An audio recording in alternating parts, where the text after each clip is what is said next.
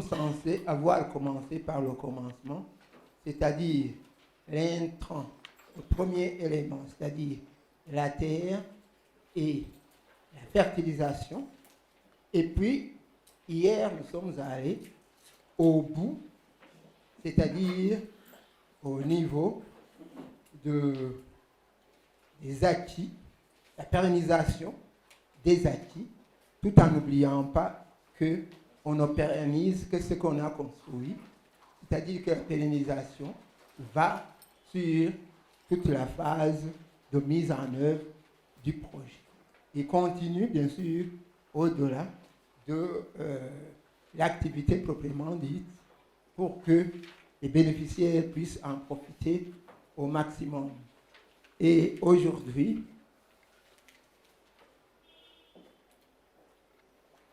nous avons en fait deux thèmes.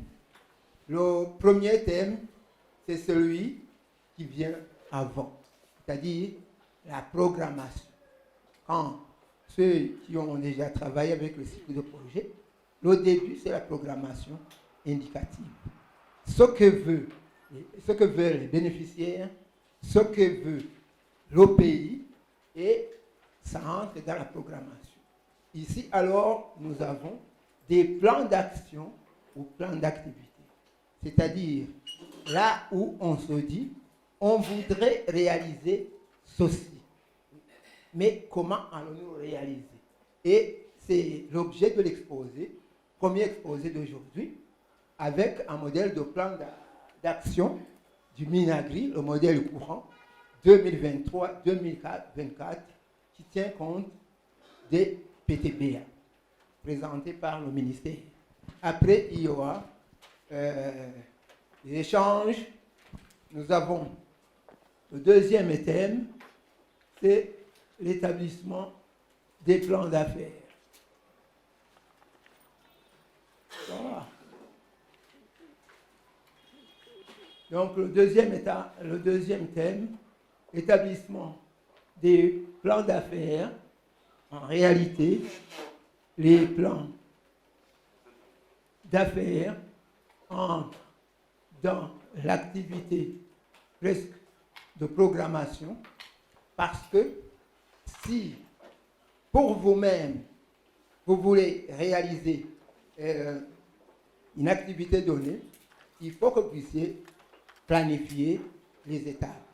Si vous cherchez à être épaulé par, disons, soit un financement, on vous demandera presque toujours des plans d'affaires de votre activité. Et à la fin, il y a une partie qui n'est pas indiquée. Ce sera le programme d'activité de notre projet, celui qui est en développement maintenant. Et sur tous ces exposés, au-delà de ces exposés, il y aura toujours, on va prioriser les échanges, comme on vient de le discuter avec monsieur le directeur. Vous m'excuserez alors d'être assez rapide dans les exposés pour favoriser le plus possible les échanges sur ces trois thèmes. Cela, évidemment, pour pouvoir aller aussi assez rapidement. Bon.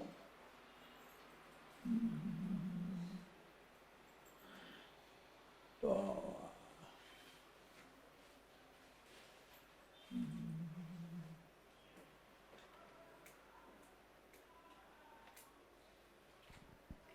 D'abord, le premier thème, établissement de plan d'action ou plan d'activité. Par définition, la planification, c'est un processus qui guide les activités quotidiennes d'une organisation et d'un projet. C'est-à-dire, les activités ne se font pas au hasard. Vous devez faire des travaux, des activités que vous avez planifiées. Vous n'allez pas sauter du coq à l'âne parce que vous n'aurez pas une articulation de vos activités. Comme vous les avez articulées, c'est comme ça que vous êtes censé aussi les mettre en œuvre. Et c'est le fait de définir ce qui doit être fait. Quand cela doit être fait, par qui cela doit être fait, et quelles ressources ou analyses sont nécessaires pour que cette activité puisse réellement se concrétiser. Bon, ici, pour les planificateurs, ils se posent toujours une question et il y a une méthode qu'on appelle la méthode QQOCQP. Cette méthode, en fait, c'est une série de questions que l'on doit se poser. Quoi faire? Quoi faire? 2. Qui va le faire? 3. Où va-t-on le faire? 4. Comment va-t-on le faire? 5. Quand? À quel moment opportun va-t-on le faire? Et 6. Mais pourquoi que nous faisons cela? Pourquoi que nous faisons cela? On ne va pas le faire pour faire uniquement, mais nous devons savoir pourquoi que nous allons le faire. Et en dernier lieu, combien? Ça me coûte combien? La quantité que je désire avoir. Tout ça, ce sont des questions alors que l'on se pose dans cette méthode. Avec cette méthode, nous continuons alors. C'est-à-dire, maintenant, nous allons aborder une à une la réponse ou bien le contenu de chacune de ces questions. La première question, c'est pourquoi. Pourquoi est-ce que je dois faire un plan d'action? Et si je me dis, je dois faire un plan d'action, je dois avoir un but des activités que je voudrais mener. Que veut-on obtenir en mettant en place ces actions? Si aujourd'hui, je me dis, bon, j'installe une pépinière. Oui, j'installe une pépinière. Parce que je voudrais produire des plantes forestiers. Parce que je voudrais produire des plants, des plants légumiers, ainsi de suite. Mais après, pourquoi est-ce que je dois couvrir mon germoir? Parce que je dois le protéger contre le soleil, contre une évaporation excessive, ainsi de suite. C'est-à-dire, c'est l'objectif de ce que tu vas mettre sur le terrain. Nous continuons. La deuxième question, c'est quoi? Ici, on doit lister les actions. Ce n'est pas uniquement faire la liste, c'est aussi d'ordonner. Si tu dis, moi je voudrais emblaver une colline avec des plants forestiers. C'est-à-dire, la colline est dégradée, je voudrais la couvrir. Oui. Est-ce que si tu listes les activités, tu vas commencer par le transport des plants? Non. Tu ne peux transporter que ce que tu as produit. Oui. Ce que tu as suivi. Et là, ça te donne aussi, vous retournez en arrière, tu vas alors transporter tout ça. C'est-à-dire, si vous n'ordonnez pas ce que vous programmez, en fait, vous n'arriverez pas à grand-chose. Et quand nous regardons ici, ça c'est des cas d'exemple et de pensée, au niveau du ministère, il existe des projets en cours d'exécution.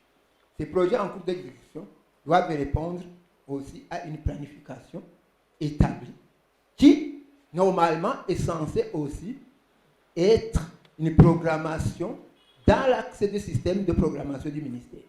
Parce que tout ce que vous faites, si vous rapportez au ministère ou vous copiez au ministère, vous devez avoir presque le même schéma. Oui, vous êtes censé avoir le même schéma. Pour les coopératives, normalement, en général, ce sont des activités assez restreintes, ce sont des activités dites spécifiques Une coopérative peut dire, moi je voudrais produire du maïs. Oui. Et soutenu pour la planification. Moi, je vais juste intervenir sur ce point de planifier, puisque tout projet doit avoir une planification, ce qui garantit que les résultats seront atteints d'une façon efficace une fois le calendrier a été exécuté conformément à la planification. Vous avez évoqué quelques points si forts, tels que le temps, le budget, avec aussi la question pourquoi qui doit être répondue dans le sens de fixer les objectifs. Alors, je trouve que c'est pertinent de s'axer sur quelques points. Ce sont des éléments élémentaires de l'école primaire. Lorsqu'on essaie de faire des exercices comme la formule capital, taux, temps, intérêt, ce sont des éléments importants. Donc, quand vous dites budget, c'est le capital qu'on doit investir. Quand on dit le temps, c'est que toute activité doit être exécutée dans le temps, c'est important. Donc, il faut cadrer les activités dans le temps, mais aussi dans l'espace. Ça dépendra de la zone d'action où vous orientez les activités, puisqu'il y aura aussi des facteurs aléatoires qui peuvent influencer sur les réalisations. Alors, avec les objectifs, avant de fixer les objectifs, je pense qu'on doit d'abord déterminer le besoin. Il faut sentir le besoin qu'il y a ceci ou cela qui manque dans la vie des gens selon la zone d'intervention. Alors, pour fixer les objectifs, ça devrait coïncider à la réponse des questions déjà inventoriées dès le départ. Normalement, la présence d'un projet dans une localité quelconque devrait être une réponse aux préoccupations de la population locale dans sa zone d'action. Et aussi, une autre chose très importante, c'est que une bonne planification doit être menée selon la collaboration. Il faut une approche participative des bénéficiaires, puisque c'est eux qui seront mieux placés pour bien préciser les préoccupations afin de faire une planification axée sur les besoins des bénéficiaires. Donc, je ne sais pas pour le moment, selon le projet dont il est question, si vous vous êtes axé sur cette approche afin que la planification du projet soit une réponse aux préoccupations de la population. Puisque au niveau du ministère, tel que vous venez de le suggérer, que vous aurez peut-être besoin d'une contribution au niveau du ministère, c'est que pour le moment, nous appelons tout intervenant de faire son intervention en veillant, quitte à ce qu'il réponde aux préoccupations de la population, surtout en s'orientant sur les documents stratégiques et les documents d'orientation du ministère, puisque c'est là où vous trouverez les préoccupations du ministère, les préoccupations du gouvernement, où nous devons planifier pour répondre aux besoins de la population. Donc, nous puisque m'arrêter ici, j'aimerais juste attirer l'attention de tout le monde qu'une bonne planification doit mettre en avant les préoccupations de la population, les besoins dont la population en souffre, et planifier des réponses, fixer des objectifs qui devraient mener une réponse aux problèmes et inventorier bien avant. Merci. Merci beaucoup. Vous me posez une question très importante, à savoir si le projet JICA, en fait, aura suivi le protocole d'intervention tel que, normalement, il est recommandé pour l'heure. Je répondrai que oui, parce qu'en premier lieu, il y a eu une visite d'information au niveau de toutes les communes, d'abord le gouverneur, c'est-à-dire l'administration, toutes les communes, leur expliquer à l'administrateur, oui, et on a pris aussi, on s'était dit à ce moment, ce qu'on voudrait faire. Et après cela, il y a eu une enquête de base, c'est-à-dire toucher la composante coopérative qui était visée dans notre activité. Après cette enquête de base, on est retourné alors rencontrer, oui, avec les administratifs, les administrateurs, les conseillers techniques. On a fait une réunion d'ensemble pour discuter et décider ensemble des activités que nous allions faire. Dans cette réunion, bien sûr, la structure technique d'encadrement, c'est-à-dire le ministère, était représenté. Ceux qui exécutent les activités de terrain, c'est-à-dire au niveau la BPAR, étaient aussi représentés pour qu'on puisse définir ensemble ce qui va être fait. Une question quand même qui nous a toujours préoccupés, c'était une mise à jour des besoins réels des bénéficiaires. Et au niveau de l'enquête de base, on a mis à jour ces besoins des bénéficiaires. Normalement, les besoins des bénéficiaires sont déjà exprimés au niveau des documents communal, le handbook, oui, au niveau de la commune, c'est-à-dire le PCDC. Mais si une population exprime ses besoins aujourd'hui, est-ce que ces besoins ne peuvent pas évoluer dans 2 ans ou 3? Oui. Le PCDC, c'est sur combien? 5 ans. Oui. Ils ont exprimé les besoins à l'année 1. Oui. Vous arrivez à l'année 3. Est-ce que les besoins sont exactement toujours les mêmes? Non. Vous devez mettre une mise à jour. Leur demander, est-ce que les besoins que vous aviez formulés à ce moment, comment ont-ils évolué? Qu'est-ce qui a changé au niveau de vos besoins réels? Et comme ça, alors, vous confectionnez votre projet en tenant compte de la situation actuelle. Oui. Parce que 5 ans, ce n'est pas une actualité. L'année 1 et l'année 5, ce n'est pas la même chose. Et nous avons tenu compte, bien sûr, de cette situation.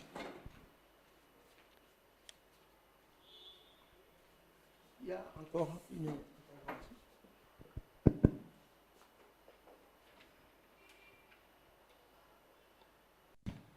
à la préparation des plans d'affaires. Ça, c'est dans le secteur agricole. En général, disons que les plans d'affaires, c'est ennuyant. Oui, c'est ennuyant, apparemment, pour celui qui est en train de les préparer. Il a toujours l'impression qu'on le fatigue, mais les plans d'affaires sont très importants pour éclairer celui qui va suivre votre activité, celui qui pourra financer aussi votre activité. C'est-à-dire, ce n'est pas uniquement pour vous, c'est aussi pour ceux qui seront partie prenante de votre activité. Et comment alors préparer un bon plan d'affaires?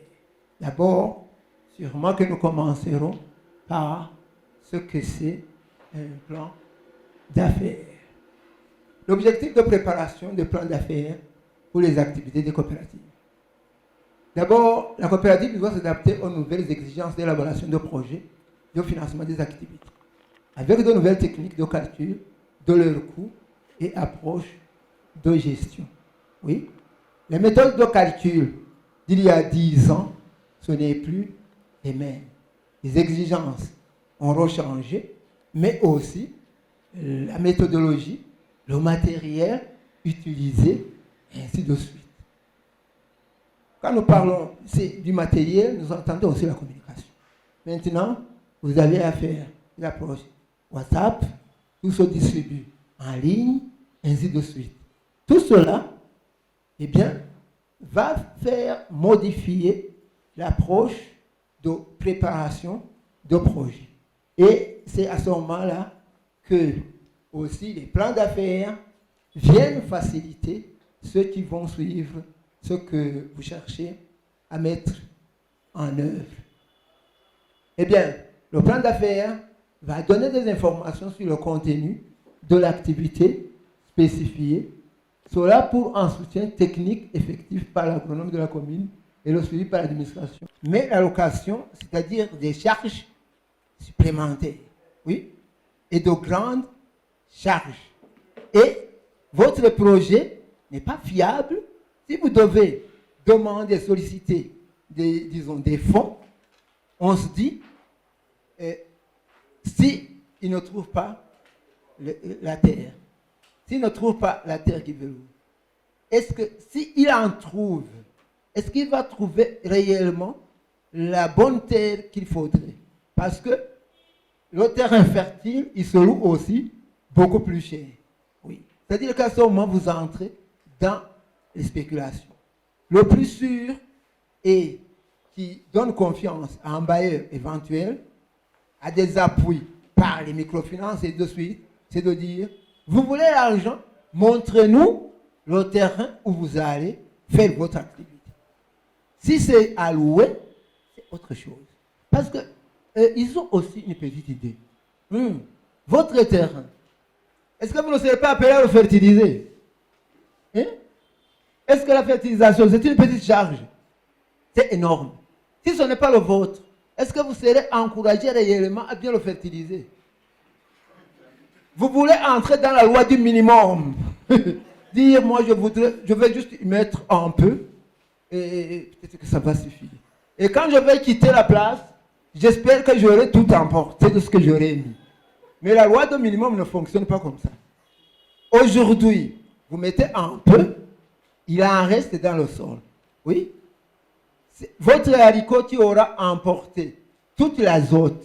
Oui? Là, vous y mettrez une autre culture et les voir le garder 2 fois. Est-ce que l'azote est là?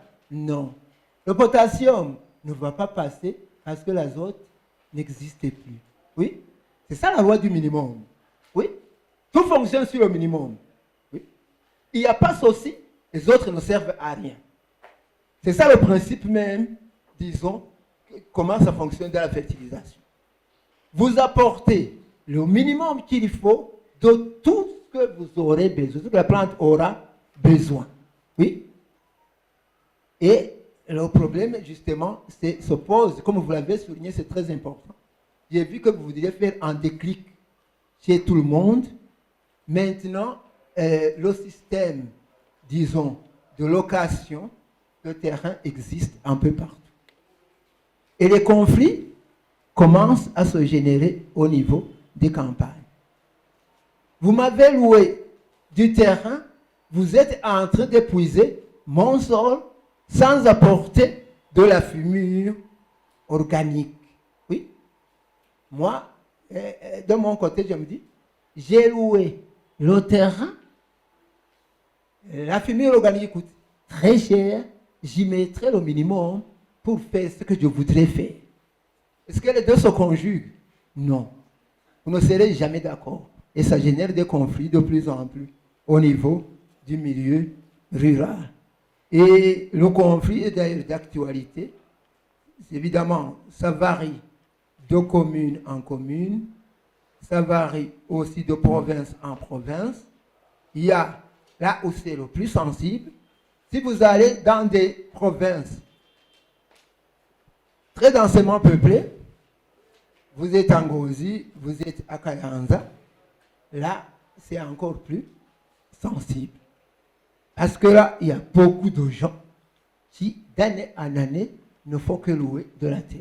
Ils louent à celui-ci cette année, la fois prochaine, ils louent à un autre. Pourquoi? Parce qu'au niveau de la famille familiale, parfois on fait des rotations. Oui. On a hérité juste un petit terrain. Moi, je cultive la première saison. Toi, tu cultives la deuxième saison. Et s'il y a un troisième, il va aller à l'autre première saison. Oui. Finalement, je vais y revenir après 2 ans ou 3 ans. Est-ce que mon ventre va attendre tout ce temps? Mon ventre n'attendra pas. Il aura toujours besoin à manger. Dans l'entretemps, qu'est-ce que je fais? Je loue chez d'autres.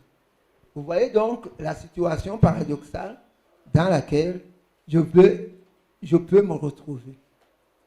Bon, nous continuons. Ici, nous sommes les ressources humaines, les emplois dont vous aurez besoin, les compétences, et ainsi de suite. Tout cela va revenir. La situation financière, vous voudrez commencer une activité et sur votre compte, on trouve 0 francs. Oui? C'est pas normal. Vous avez reçu un fonds de fonctionnement de 20 millions de phoniques et quand on jette un coup d'œil, on trouve que vous avez 250 000 francs d'où et vous ne pouvez même pas justifier où sont partis presque tous les 20 millions. Alors là, ça ne marche pas. Ainsi de suite. Les produits et services. Bon, en fait, là, c'est notre question. Qu'est-ce que je vais faire? Qu'est-ce que je vais produire? Oui? Comment est-ce que ça va se vendre? Est-ce que j'ai besoin de transformer? Est-ce que c'est possible de transformer? Si tu cultives du riz, le premier élément que tu vas produire, c'est quoi? C'est le paddy. Oui? C'est le paddy. Oui? Est-ce que c'est rentable pour toi de vendre le paddy? Si vous avez de grandes quantités, autant insérer dans le projet votre décortiqueuse. C'est ça? Votre décortiqueuse de riz. Qui pourra servir non pas à vous seulement, mais aussi au voisinage. Oui? Si c'est une coopérative qui possède donc sa décortiqueuse est là pour les autres agriculteurs des environs aussi. C'est comme un moulin à manioc, ça sert à tout le monde. Et ça, alors, vous l'intégrez dans votre plan d'affaires. Et on va vous demander les processus innovants que vous utilisez dans nos projets. Oui? Que vous utilisez dans vos projets. Mais l'innovation, ne pensons pas automatiquement à des choses grandioses, extraordinaires. Oui? Et vous cultivez votre maïs. On visite et on trouve que la première chose, la variété sur laquelle vous êtes cramponné, c'est Isega. Oui? Parce que vous dites traditionnellement, c'est cultivé, ensuite, pour vous, ça a un très bon goût. C'est bon. Si c'est moi qui finance et que je trouve cela, je pars à la pointe des pieds, je sors, je vous abandonne. Pourquoi? Parce que votre Isega ne va pas rivaliser avec les hybrides performants actuels. Oui? Parce que avant la qualité, il y a d'abord quoi? La quantité. Oui? Et le pays a besoin de quoi aujourd'hui? A besoin de la quantité d'abord. Oui? Les sentiments qualitatifs vont venir plus tard. Quand nous aurons satisfait déjà les besoins primaires. Et le besoin primaire, c'est de produire plus. Oui. Tout ça, alors, il faut y compter. Et le fait d'utiliser les hybrides, ça c'est innovant. Oui. Le fait de faire une irrigation d'appoint. Vous avez des cours d'eau qui vous descendent des collines, et puis l'eau part comme ça. Vous savez où ça va, tout le monde le sait, ça se termine en Égypte. Oui? Pourquoi est-ce que ça ne commencerait pas chez vous? Si vous pouvez faire une irrigation d'appoint, oui? Une irrigation gravitaire, est-ce que c'est possible dans le pays? C'est possible, il y en a vraiment beaucoup d'endroits où l'irrigation gravitaire est possible, mais où il n'est pas pratiqué. Si vous prenez la plupart des collines du Momigua, les pentes vers Imbo, il y a beaucoup d'endroits où cela peut se faire. Ici, quand vous allez à Gishoubi, vous voyez la chaîne qu'on appelle, la grande chaîne là. Rappelez-moi, j'oublie un peu le nom. C'est Muzima. Mogozi et Muzima. C'est combien de cours d'eau qu'il y a là-bas? Une infinité. Et beaucoup d'eau, mais non utilisée. Tout part comme ça. Est-ce que c'est normal? Il manque une innovation. Oui. C'est-à-dire, l'innovation devrait être à ce moment-là l'irrigation gravitaire. Si quelqu'un constate que votre zone de travail, là où vous pensez développer, je ne sais plus quoi, l'eau part comme si ça survolait la place, on ne vous demande pas d'attirer en avion. Ce n'est pas possible. Mais l'eau qui est là, il faut l'utiliser. Eh bien, il va dire, mais celui-là, qu'est-ce qu'il fait? Et tout ça, donc, il faut y penser. Donc, tous ces processus innovants devraient être faire partie de votre activité. L'analyse de l'industrie. C'est-à-dire, vous voulez faire une activité, qu'est-ce que j'aurais réellement besoin?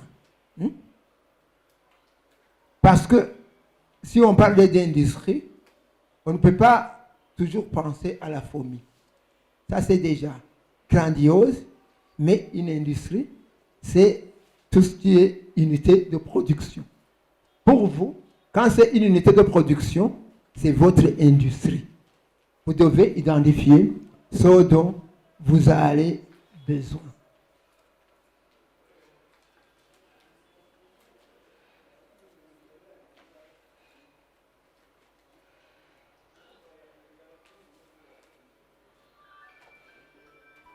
Et dans l'analyse de l'industrie, ce sont les caractéristiques de l'offre. Oui. Qu'est-ce que je mets sur le marché? Y a-t-il d'autres qui produisent ce que je vais produire? Même s'ils produisent, est-ce que moi j'aurai une place? Oui. Si je produis du haricot, les autres aussi en produisent. Oui. Mais est-ce que le haricot est vendable? Ça, c'est une question. Mais la réponse est déjà en cas concret, le plan d'affaires dans lequel on a appuyé parce que il y avait une compétition récente de différentes coopératives et associations. C'était un financement du Royaume de Hollande, je pense que c'est dans le cadre de PADAN, quelque chose du genre. Oui. En fait, quand vous devez, quand il y a appel d'offres, il y a un jeu qui se fait. On vous donne le temps minimum. Oui. C'est-à-dire, vous avez les données disponibles ou vous n'avez rien. Si vous devez les confectionner à bout de bras, vous n'aurez jamais le temps de terminer votre offre. C'est-à-dire, vos données de base de travail sont à votre disposition. Et ils jouent alors avec le temps, la disponibilité, disons, des données sur place. Et ce que vous faites, vous assemblez. Bon, c'est-à-dire, celui qui prépare l'offre, il prépare son offre, mais dans l'entretemps, vous lui préparez, vous l'aidez à préparer le plan d'affaires. inutile de vous dire que le plan d'affaires occupe la première place. Le reste, c'est de l'habillage. Oui. Mais cet habillage, vous ne pouvez pas le faire. S'il y a une identification fiscale, l'identification fiscale, l'identification de leadership d'une activité. Oui. Et parfois même, le marché futur, ainsi de suite. Là, vous ne pouvez y entrer que si vous êtes réellement la personne bénéficiaire qui soumet son projet. Mais le plan d'affaires, c'est technique. Quelqu'un qui sait préparer le plan d'affaires peut vous le préparer s'il dispose des données nécessaires. Et ici, on sera assez rapide. Pour cette entreprise CEC20, en fait, c'était une offre faite par, comme on l'a dit, le gouvernement, le Royaume de Hollande, et c'était une compétition nationale. Oui. Et je pense que déjà, ils ont déjà bénéficié des fonds. Et description de l'entreprise, aperçu de l'entreprise. Où est-ce que nous sommes? Nous sommes déjà dans le premier élément, le résumé. Oui. Tout ça. Et l'entité juridique, il a été clair, c'est une entreprise privée. Oui. Beaucoup sont portés toujours à dire, si c'est une ASBL, association sans but lucratif, peut-être que j'aurai vite les fonds. Les financiers aiment bien ces associations sans but lucratif. Mais si vous faites de l'élevage, ce n'est pas le lucratif. Si vous faites de l'élevage sentimental, ils ne vont pas vous faire leur sous.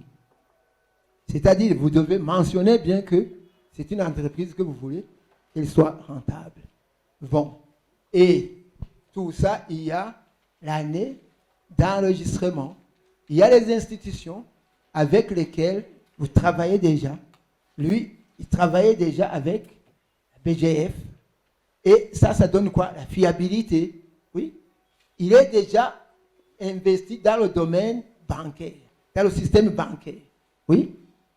Il ne mène pas toujours son argent en poche. Parce qu'il y a des gens qui vous disent que ce sont des grands hommes d'affaires, mais qui n'ont aucun compte. Parce que ça existe encore. Mais ça ne va pas rester longtemps avec le système OBR. Eh bien, ils vont être démasqués et ils rejoindront bien le système, disons, le circuit financier officiel. Wow.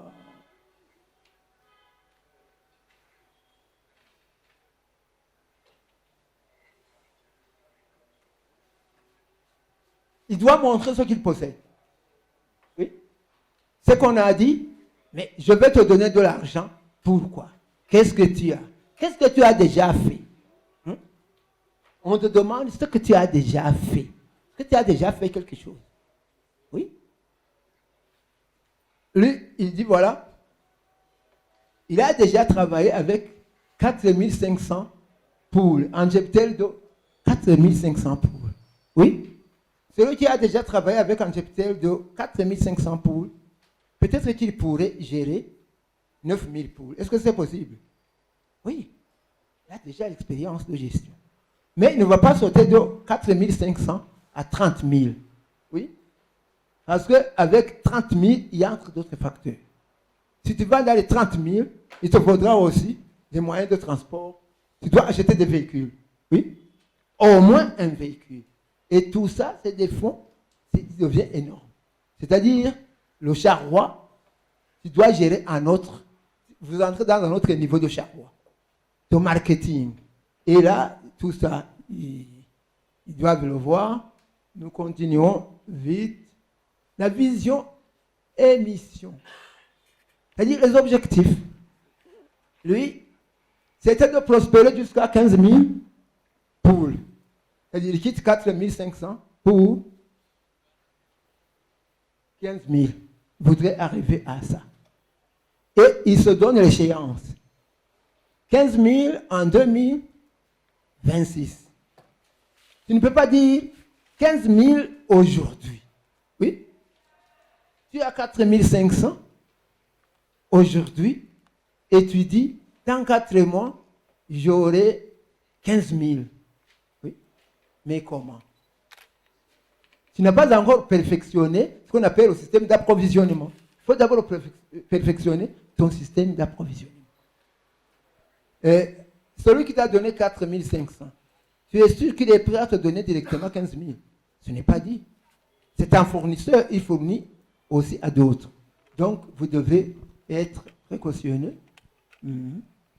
Et nous descendons plus bas. La mission, c'est d'attendre, disons, d'accroître l'action commerciale. C'est normal quand vous augmentez. Un autre élément. Toi, tu dis, bon, je passe de 4 500 à 15 000 poules. Oui? 15 000 poules, ça mange quoi? Oui? Quand elles arrivent plus ou moins à la ponte, c'est un minimum de 125 grammes par jour et par poule. Ce n'est pas ça. 15 000, même si vous multipliez par 100, ça fait combien? 15 000, c'est 150 000? Oh non. 1 million? Ouais. 15 000 fois combien? Fois 3. Oui. 15 000 fois 100. Ça fait combien?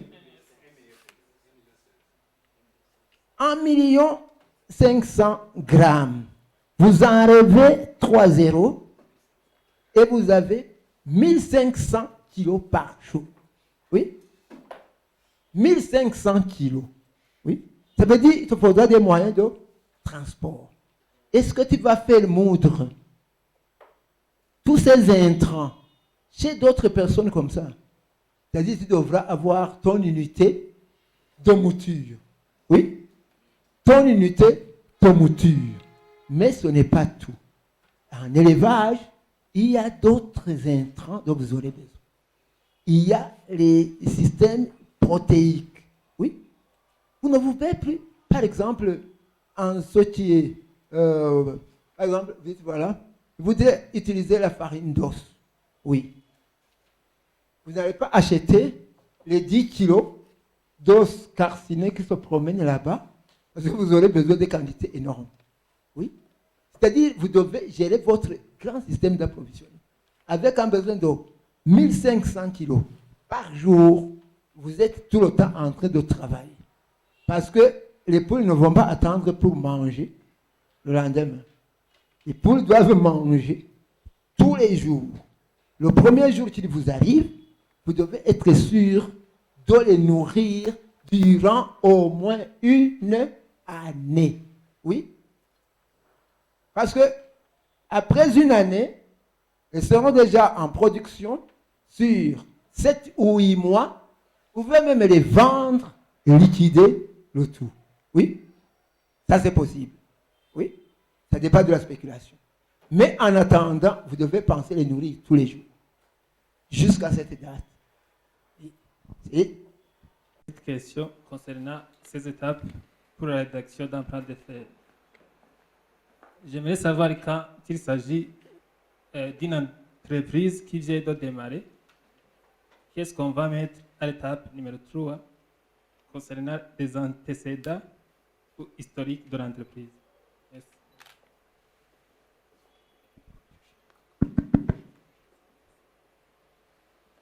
bon, si c'est juste une entreprise qui démarre, ce n'est pas toujours facile.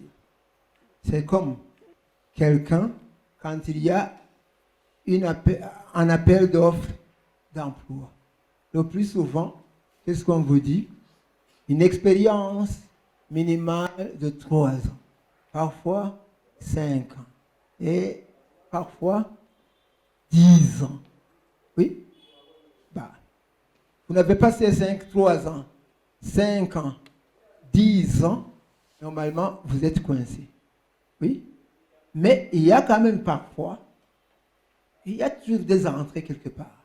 Parce que vous pouvez ne pas avoir cette expérience pratique, c'est-à-dire un antécédent complet, mais on peut vous trouver que vous avez une expertise technique qui vaut la peine d'être soutenue.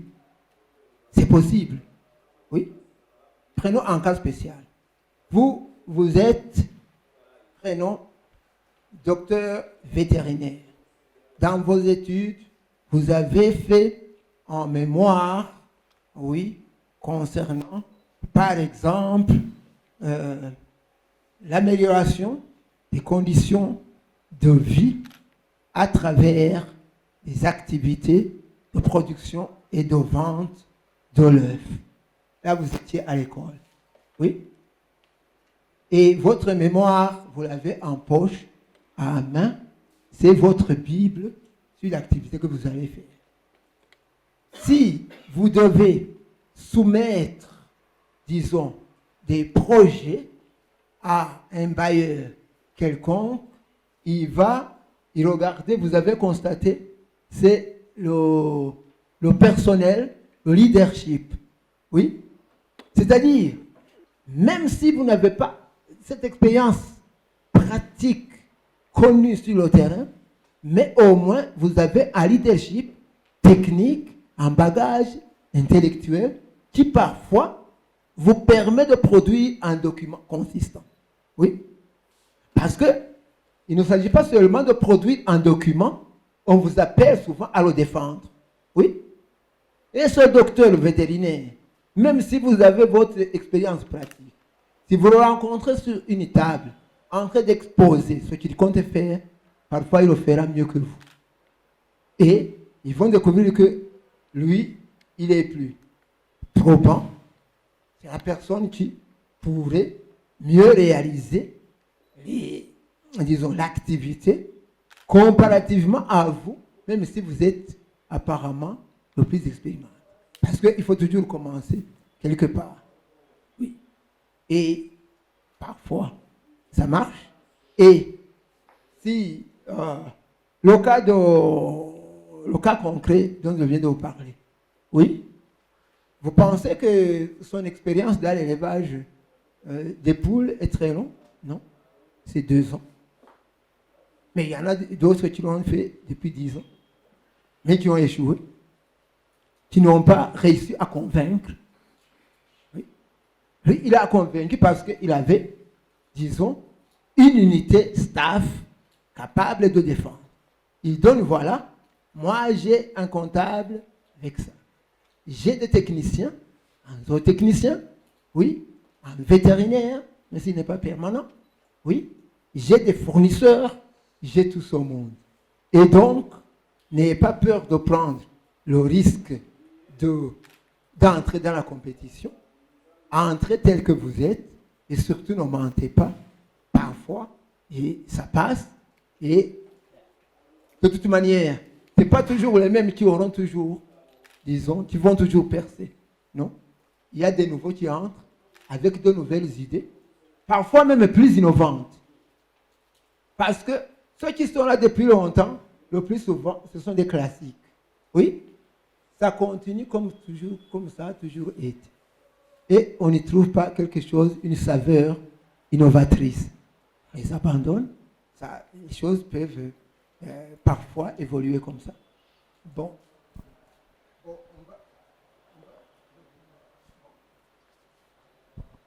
Oui, dans l'élaboration des plans d'affaires, vous n'avez pas mentionné si, par exemple, on peut mener des activités de renforcement de capacité ou des champs d'expérience.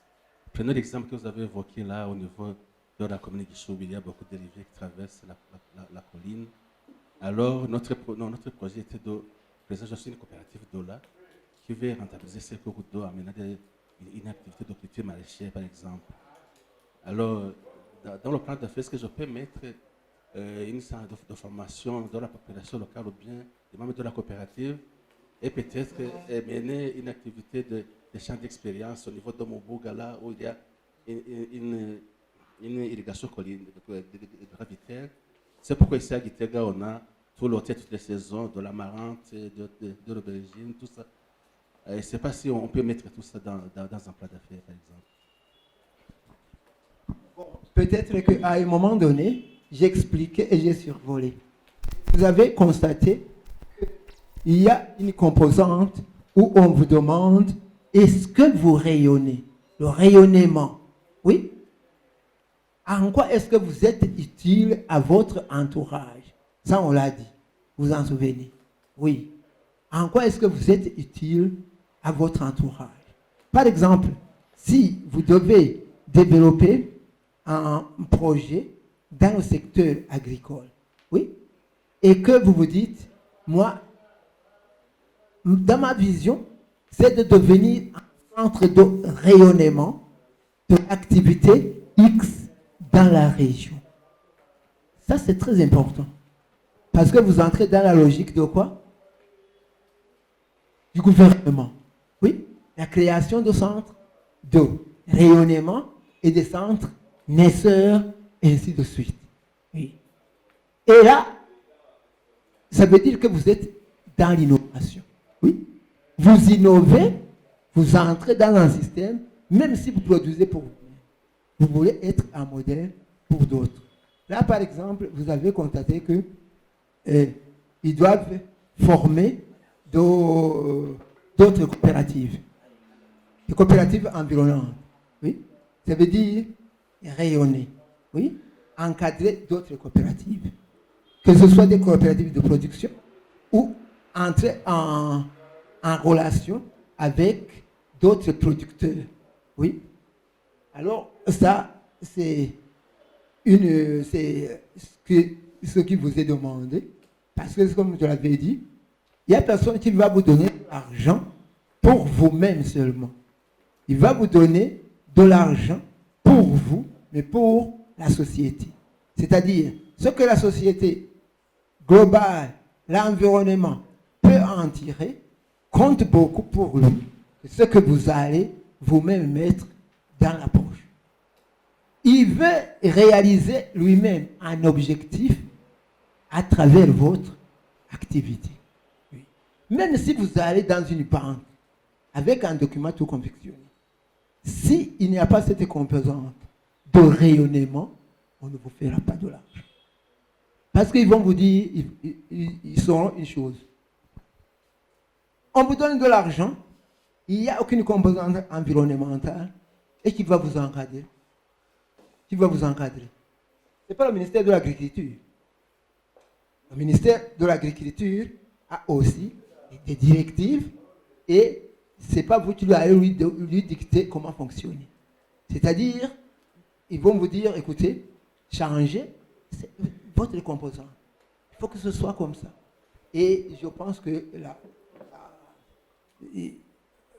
vous êtes obligé absolument de travailler dans la logique sociale aussi, même si c'est pour des intérêts propres, parce que les retombées ne peuvent pas être pour vous seuls, surtout les retombées positives. Les négatives, normalement, c'est pour vous. Si vous détruisez l'environnement, vous payez seul. Oui, vous payez seul. Mais ce qui est positif, vous partagez avec d'autres. Oui. Et bon, on continue un peu. On va continuer. Je vous ai dit qu'on devait discuter, échanger sur le programme et plan d'activité de notre projet au niveau de la province de Gitega, au niveau des communes, au niveau des coopératives cibles. Oui. Comme vous vous en souvenez, le projet est destiné aux agriculteurs, aux membres des coopératives, qui à leur tour sont chargés de le faire rayonner en taches d'huile dans leur environnement. Et pour nous, c'est une occasion d'échanger, de discuter avec vous, de vous montrer ce qu'on compte réaliser et comment on voudrait le réaliser pour une période qu'on va vous exposer. Voilà, M. Providence, quand même, vient de nous aider beaucoup. Sinon, ça n'allait pas marcher. Oh non, non, non, non. Il est humble, il ne voudrait pas être acclamé. Ok. Il a coopéré et comme ici, nous avons presque une programmation des activités jusque en 2023 et au mois de mars 2023. Où est-ce que... Non, mars 2024. OK. Jusque mars 2024.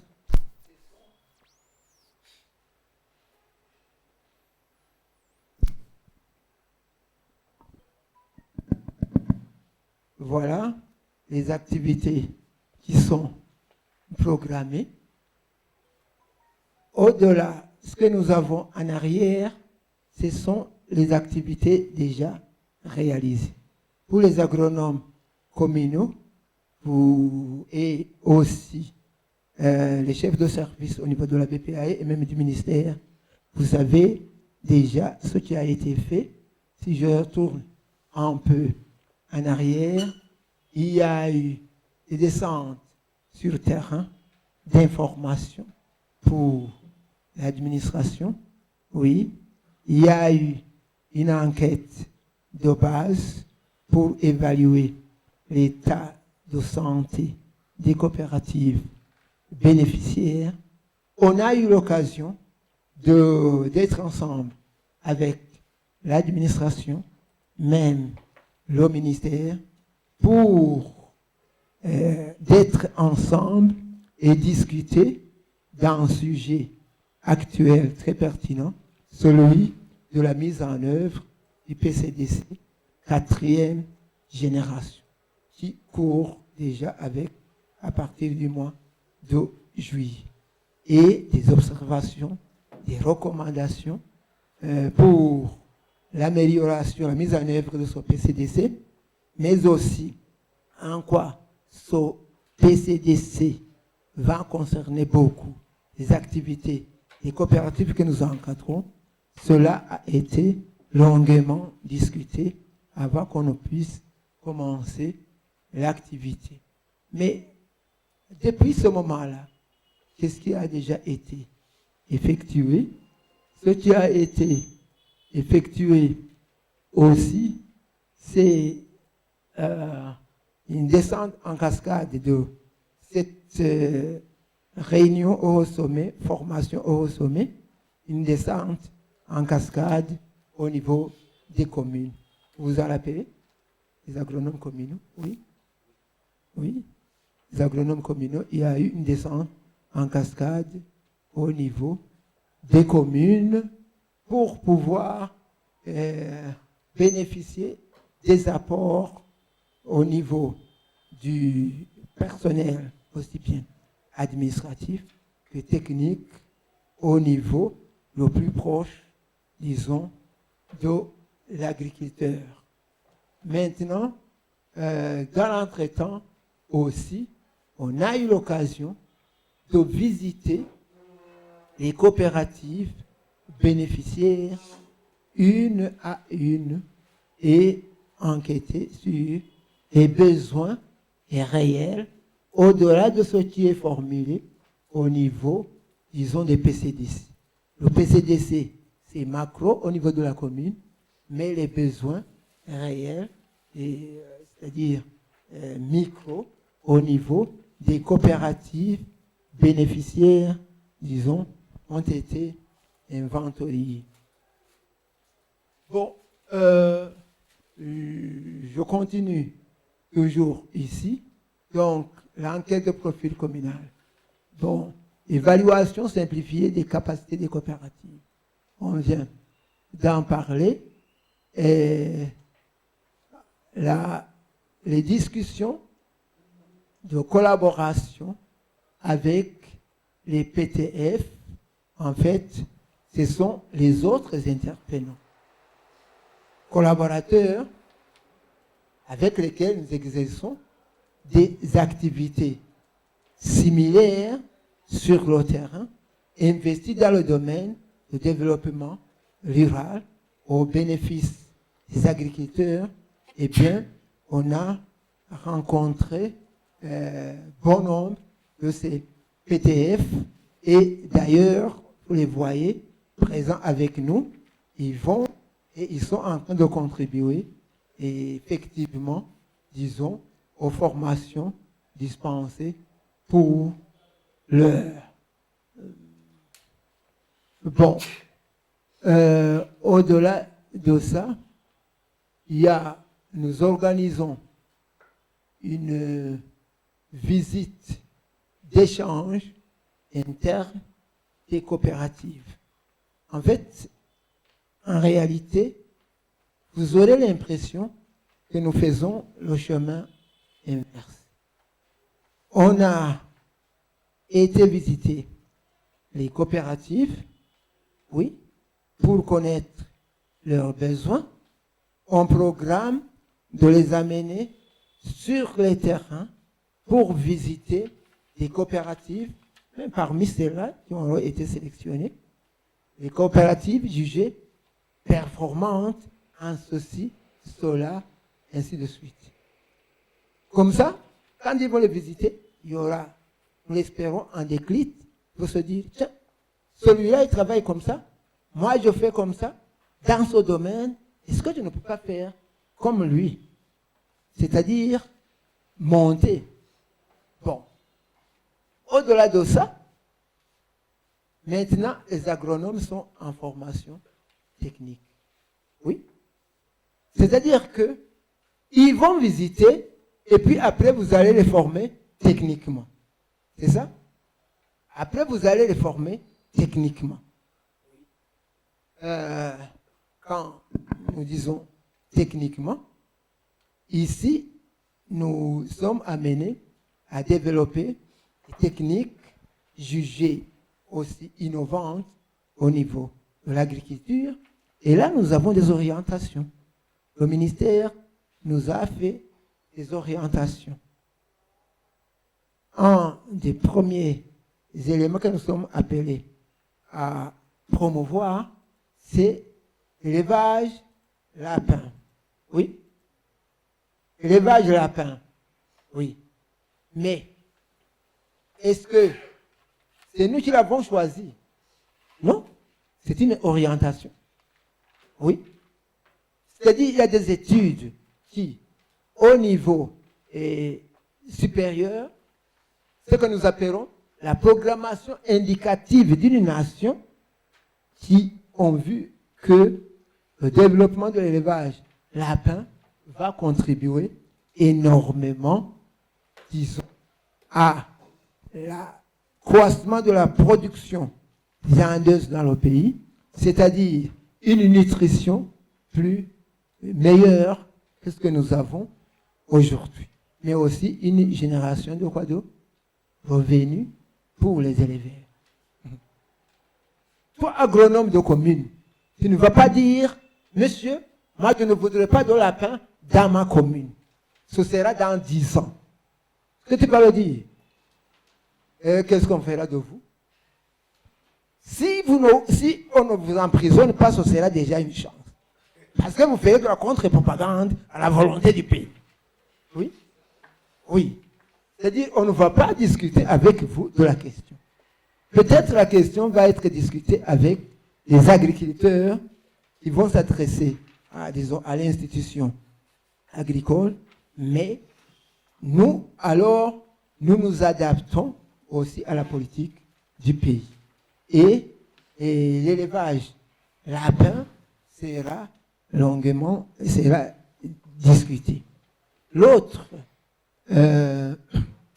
secteur, ce sera et culture légumière. Oui, nous savons bien que les légumes, ça peut être rentable. Oui, mais rentabilisons, disons, ce secteur. On a intérêt à le rentabiliser parce que les cultures légumières ne demandent pas trop d'espace.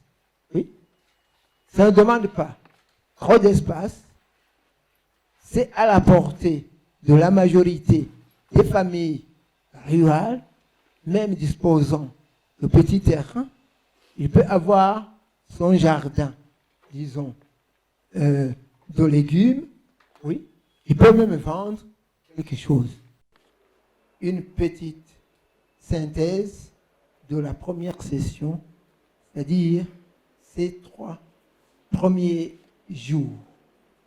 Comme thème, vous les avez là-bas, c'était d'abord l'élément fertilisation et comment préparer et gérer le compost. Est-ce que je pourrais avoir un marqueur?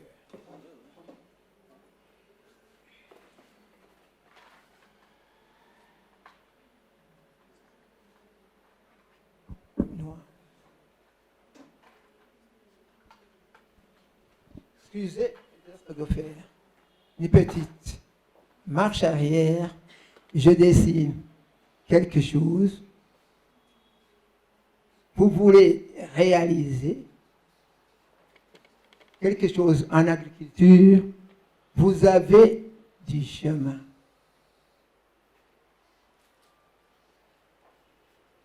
Ici, c'est le début, nous le savons très bien.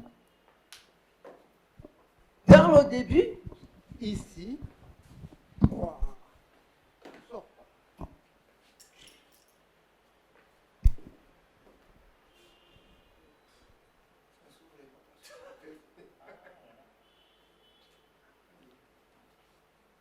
dans le début, ici, vous voulez réaliser une activité. Ici, vous devez la programmer. La programmation, au niveau du pays, c'est ce qu'on appelle la programmation indicative. Cette programmation indicative au niveau du pays tient compte des documents de stratégie du pays. Nous avons le PND. Au niveau de l'agriculture, nous avons DOPE, IAE. Nous avons la SAN, Stratégie agricole nationale, ainsi de suite. Mais nous avons aussi d'autres documents au niveau, etc. Et dans ce que nous avons exposé, l'exposé d'aujourd'hui, les plans d'affaires se situent ici. Les plans d'affaires, mais aussi les plans d'action. Nous sommes là. Et quand nous évoluons, cette interconnexion, nous voulons, notre programmation est faite, les plans sont là, nous avons les budgets, comme c'est l'agriculture, vous vous souvenez, un des premiers éléments, c'est le patrimoine terre. Oui? Le patrimoine terre et l'activité de fertilisation. Donc, la fertilisation ici. Terre,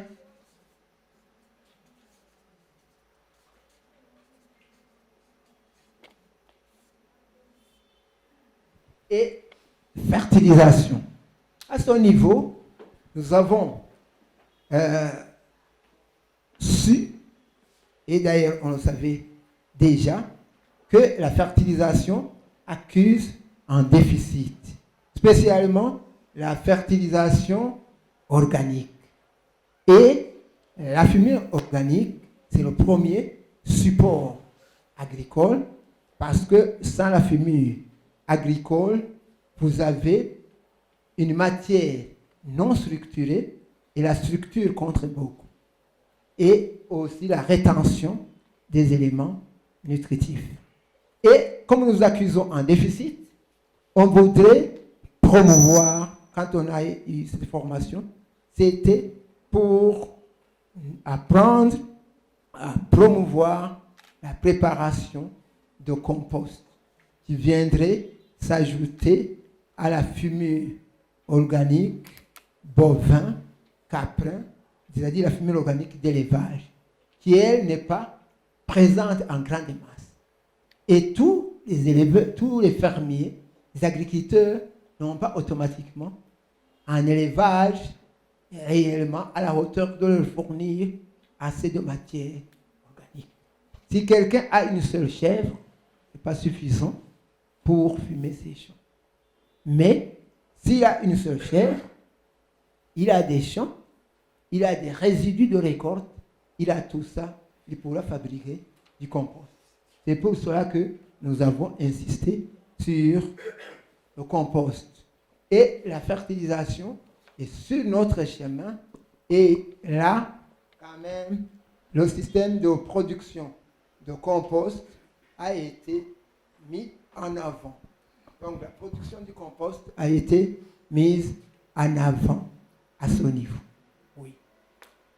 Et c'est très important pour tout agriculteur. Et là, il y a d'autres éléments qui viendront ici au milieu, mais nous nous sommes retrouvés au bout. Ok, merci. Au bout, où est-ce que nous sommes ici? Au bout. Oui, vous en souvenez? Au bout, c'est quoi?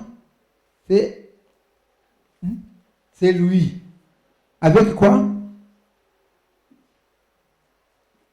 Il nous a formés en quoi? En pérennisation des acquis de projet, de développement. C'est ça? Pérennisation des acquis de projet de développement. Si j'écris ça, si c'était un examen, combien on pourrait me donner? 0. Pourquoi est-ce qu'on me donnerait 0? Parce qu'en mettant au bout, oui, la pérennisation des acquis, c'est comme si c'était une pluie qui tombe du ciel. Mais vous ne pouvez pérenniser ce que vous avez suivi. Ce que vous avez, c'est-à-dire, donc vous l'avez suivi, mais vous l'avez toujours évalué, inventorié, suivi, évaluation, jusqu'à la fin. Quand les activités font semblant de s'arrêter, alors ces acquis, qui ne sont pas toujours physiques, mais qui sont plutôt managériales, oui, ces acquis devraient continuer. Si vous avez appris à l'agriculteur comment s'aimer en ligne, qu'il doit aussi faire usage de semences performance et qu'il le fait aujourd'hui, comme vous l'avez enseigné, votre prière et votre espoir, c'est qu'il le fasse demain quand vous ne serez plus là. Qu'il puisse voler de ses propres ailes. Et là, c'est ça, la pérennisation sur laquelle M. Didas a insisté hier. Ce n'est pas une nouvelle approche, mais c'est comme ça que tous les projets devraient fonctionner. Et on a vu qu'on devrait avoir une approche commune au niveau du pays pour un document de travail, un document d'orientation un document d'orientation national pour ce qui est de la pérennisation des acquis du projet de développement. Ça, c'est globalement ce qu'on a vu durant ces 3 jours de la session 1. Et comme vous le voyez, c'est complémentaire. Le reste va s'inscrire dans ce que vous pensez, ce que nous pensons être le vide, et va se retrouver ici d'une façon ou d'une autre. Je vous remercie.